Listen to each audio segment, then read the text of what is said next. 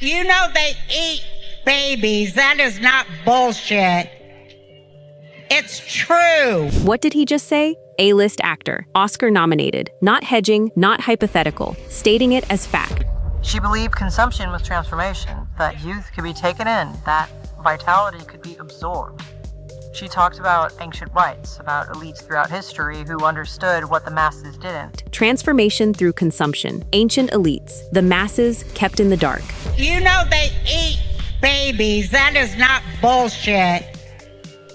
It's true. He didn't stutter, he didn't apologize, he said it twice. And now, the one person who saw it all from the inside, who lived inside that world for nearly 2 decades, is finally talking. Portia de Rossi isn't just divorcing Ellen DeGeneres, she's exposing her. For years, the world watched Portia de Rossi and Ellen DeGeneres as the ultimate power couple, progressive, groundbreaking, in love. They met in 2001 at a Rock the Vote concert. That's what the official story says. Instant connection, love at first sight, supposedly. But it took 3 years for them to act on it. 3 years of crossing paths, of stolen glances, of waiting. By 2004, they were together. By 2008, they were married. And for the next 14 years, they were inseparable in the public eye. But here's what most people don't understand. Portia had access. Complete, unrestricted access. She lived in Ellen's homes, she attended private gatherings, she was there for the late-night deliveries, the private chefs who were dismissed without explanation, the conversations that happened behind closed doors. Portia wasn't just Ellen's wife, she was a witness, and according to sources close to her, she saw things that no one was supposed to see. In 2009, Portia gave an interview to Oprah and said something that now carries a completely different weight. She said, "I knew she was the one for me when I first laid eyes on her. Love at first sight. That's the narrative. But what if it wasn't love at first sight? What if it was recognition? What if Portia saw something in Ellen, something that connected to a world she didn't yet fully understand?" By 2005, both women had left their previous relationships. Ellen had been with photographer Alexandra Hedison. Portia had been with singer Francesca Gregorini. Suddenly, they were free, and suddenly, they were together. Ellen explained it simply. "We were just supposed to be together." But by August 2005, when they made their relationship public, something else was happening behind the scenes. Ellen was building her empire. Her talk show would launch in 2003, a platform of unprecedented reach and influence. And Portia, an accomplished actress and producer, had her own circles, her own connections. Together, they had access to everyone. By November 2005, Ellen told People magazine that she was certain Portia was the one. She said, "If same-sex marriage had been legal at the time, we would have already gotten married. But they wouldn't have to wait long." In 2008, California legalized same-sex marriage, and Ellen did something calculated. She proposed to Portia on her talk show, in front of an audience of millions, making it a public spectacle. The proposal was strategic. It was broadcast. It was permanent. It was a statement. And then, in August 2008, they got married. A small ceremony, 19 guests, Ellen's mother, Portia's mother, private, intimate. But what happened in those private moments? What did they discuss? What was Portia told about the circles Ellen moved in? What was she introduced to? According to sources, this is when Portia began to see the cracks. For the first few years, Portia tried to convince herself it was normal. Wealth is strange. Fame is isolating. Powerful people have unusual habits, unusual friends, unusual gatherings. But by 2010, something shifted. Portia had legally changed her name to Portia Lee James DeGeneres, taking Ellen's surname, a gesture of commitment. But around the same time, she began noticing patterns that couldn't be explained away. There were the strange visitors, people who came to the estates late at night, never announced, never introduced. They would meet with Ellen privately, and then they'd leave. There were the private chefs, multiple chefs actually, high-end professionals, but they were constantly being replaced, dismissed without explanation. And when Portia asked Ellen why, the responses were vague. They didn't work out. Different vision for the menu. She needed someone more discreet. There was a separate kitchen on her property,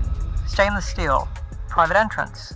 No security cameras inside. This was the detail that sources say truly alarmed Portia, because Ellen had access to the best chefs in Los Angeles, Michelin-starred professionals, chefs who worked for celebrities and moguls. But Ellen insisted on preparing certain meals herself, and she insisted on doing it in a space where no one could see what she was doing. Portia asked about it. Ellen's explanation was the same deflection: wellness, health, anti-aging protocols, things that the mainstream medical community didn't fully understand yet, but that the elite had access this too. Things that required privacy. 2010 and 2011, Ellen and Portia seemed happy in public. They attended events together, they gave interviews about their marriage, they talked about being role models for the LGBTQ+ community. Portia even became involved in animal conservation efforts, a passion that seemed to align with Ellen's own philanthropic interests. In their 2009 interview with Oprah, Ellen had talked about their future together. She talked about the possibility of children, though they eventually decided against it. They got a puppy instead and named it Kid, a joke about all the questions they received about having children. But behind the scenes, Portia was becoming increasingly aware that Ellen's world was not what it appeared to be. In 2012, Ellen made a cryptic comment on her talk show about looking younger than her age. She joked about it, brushed it off, made the audience laugh, but witnesses close to Portia say she didn't laugh. She sat in the audience and she knew what Ellen was really talking about. By 2013, Portia had started asking more direct questions. According to sources, Ellen's responses became more philosophical. She started talking about ancient practices, about the understanding that certain elites throughout history, across cultures, had access to methods of preservation that the general public never would. She talked about the difference between knowledge and wisdom, between the surface-level understanding of anti-aging and the deeper reality. She said things like, "You can't understand what we understand until you've been part of the circle." And Portia realized with growing horror that she was being inducted into something, not through choice, not through informed consent, but through proximity, through marriage, through being embedded in Ellen's world so completely that she couldn't extract herself without losing everything. The moment everything changed came in late 2019. According to sources close to Portia, she walked into the separate kitchen without warning. Ellen was there, along with someone else, a man witnesses describe as being part of Ellen's inner circle. A facilitator, they called him. What Portia saw in that kitchen, she didn't initially understand. There were materials she didn't recognize. There was equipment that looked medical. There were containers. And there was a preparation process underway. Ellen looked up, and for a moment, there was panic in her expression. But then she composed herself, and then she explained. According to the sources who've spoken with Portia, Ellen laid out the entire framework, not apologetically, not with shame, but with the certainty of someone who believed absolutely in what she was doing. She talked about the science, young blood plasma, stem cell treatments, extraction protocols, all legitimate research happening in Silicon Valley, all documented, all real. But she also talked about the version that existed beyond the legitimate boundaries, the version that didn't require ethics boards or FDA approval, the version that was more potent, more effective, more transformative. She believed consumption was transformation, that youth could be taken in, that vitality could be absorbed.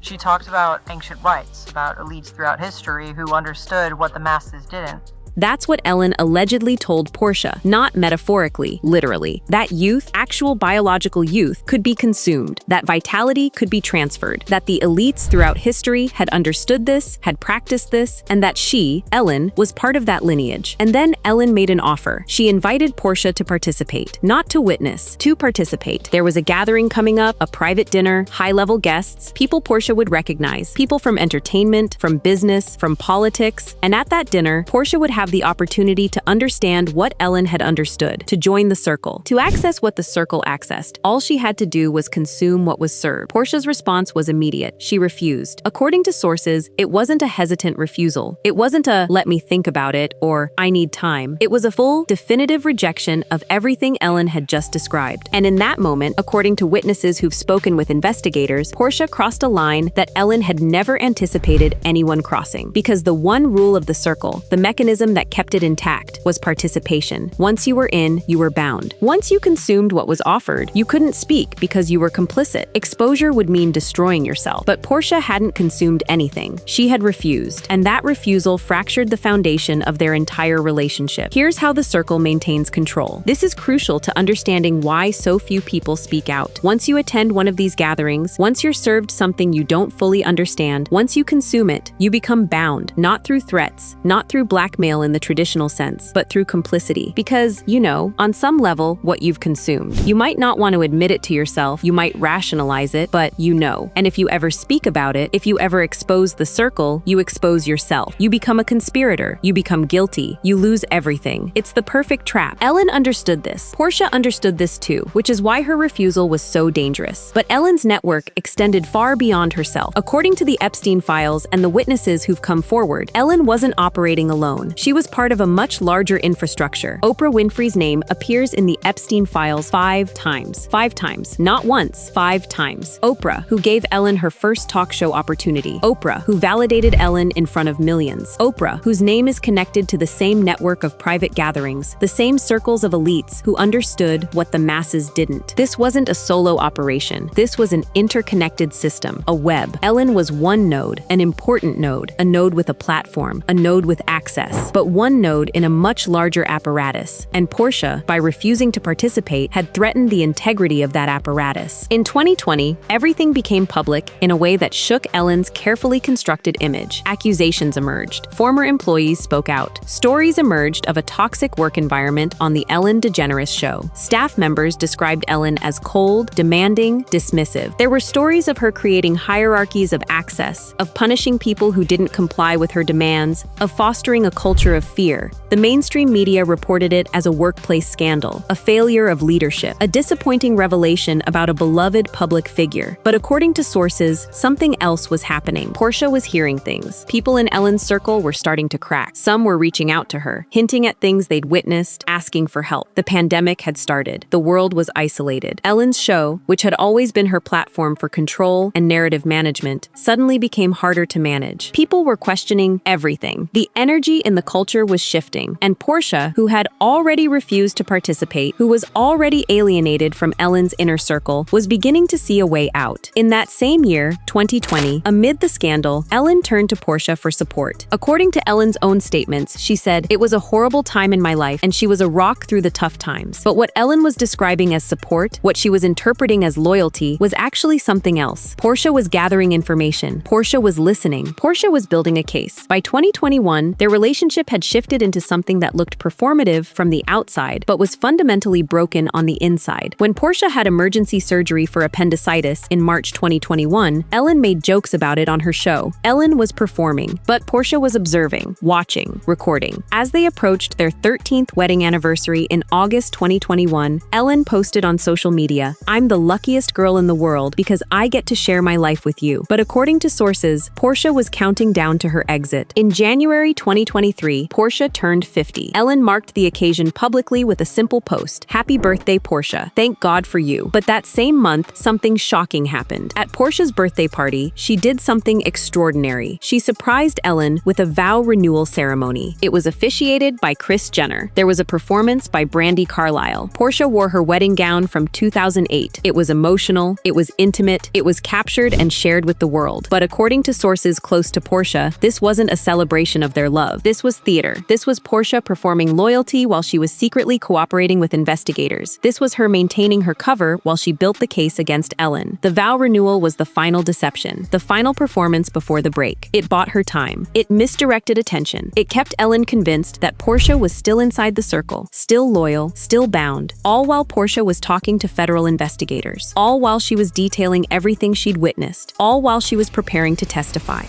It's an 8-armed octopus, and if you take just out, that arm will grow back.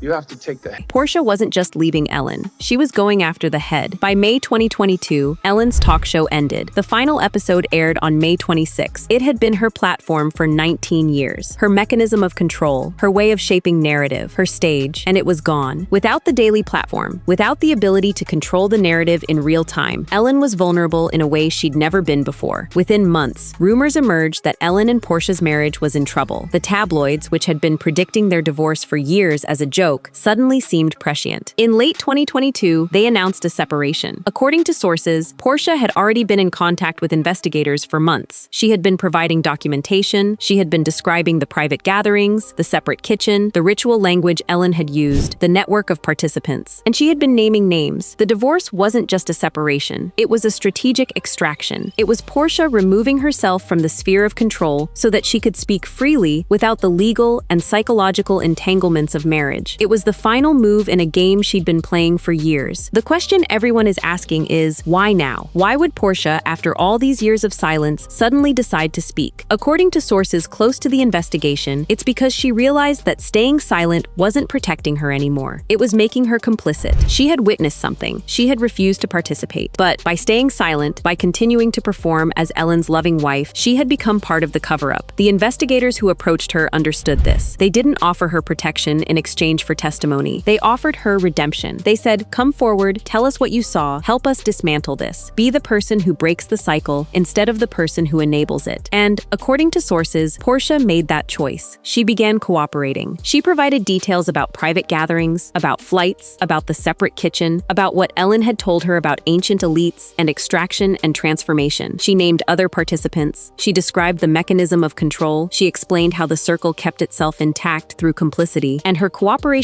triggered something. Because Portia wasn't the only one who had refused to participate. There were others. Other people who had been invited into Ellen's circle and had rejected the invitation. Other people who had witnessed things and carried that knowledge in silence. Once Portia spoke, the floodgates opened. I know that the saints in heaven wish to be on this earth right now because there are far more people on this earth than there's ever been.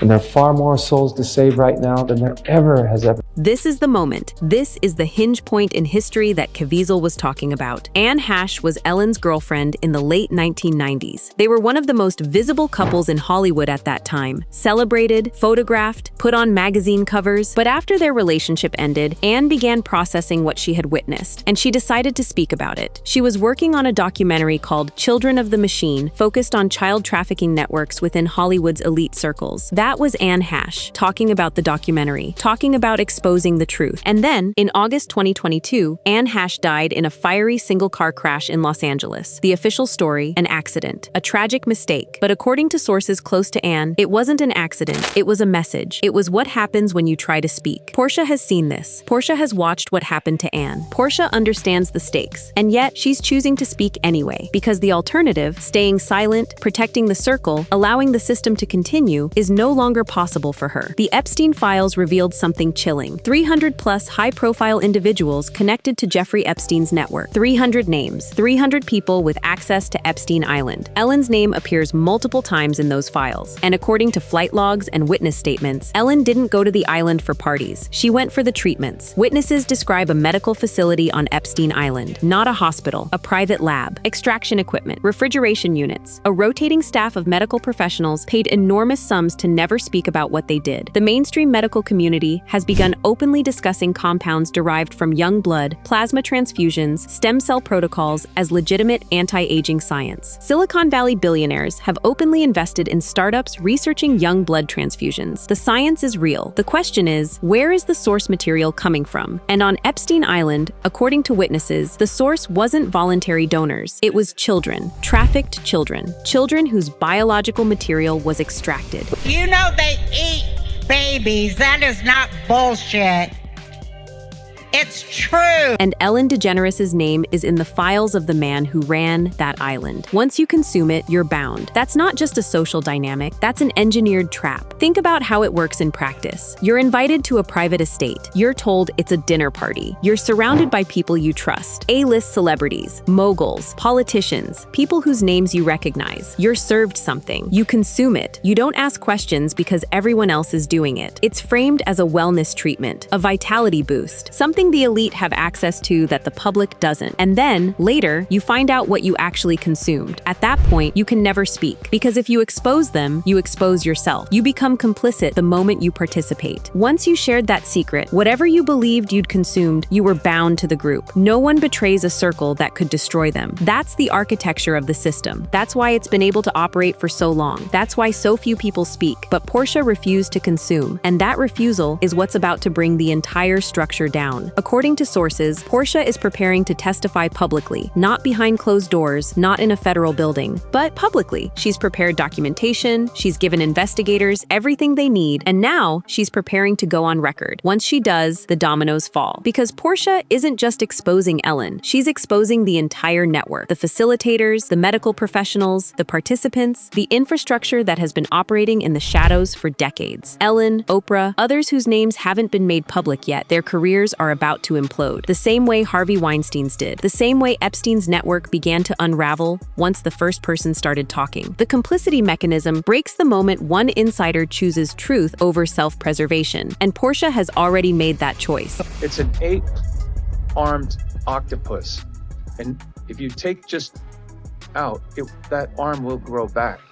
You have to take that. Portia is going for the head. Let's review what we're looking at here. Ellen DeGeneres' name appears in the Epstein files multiple times. Witnesses describe Ellen participating in rituals involving consumption, rituals designed to preserve youth and bind participants through shared guilt. Ellen had a private kitchen on her estate with no security cameras, where she personally prepared meals that staff were never allowed to see. Portia de Rossi reportedly witnessed these preparations and refused to participate, fracturing her relationship with Ellen. Anne Hosh, Ellen's ex-girlfriend, was working on a documentary exposing child trafficking in Hollywood's elite circles. She died in a suspicious car crash before it could be released. Jim Caviezel has been warning the public for years that Hollywood's most powerful people are involved in a system that consumes the young to preserve the old. And now, Portia de Rossi is allegedly cooperating with investigators and preparing to go public with everything she witnessed. This isn't just about Ellen. This is about a pattern that connects Ellen DeGeneres to Jeffrey Epstein's network, to missing children, to rituals described by multiple witnesses, and to a practice so disturbing that the people who participate in it can never speak about it, until now. Because Portia de Rossi has made the choice to speak. And once she does, this entire system collapses. This story is not over. It's just getting started.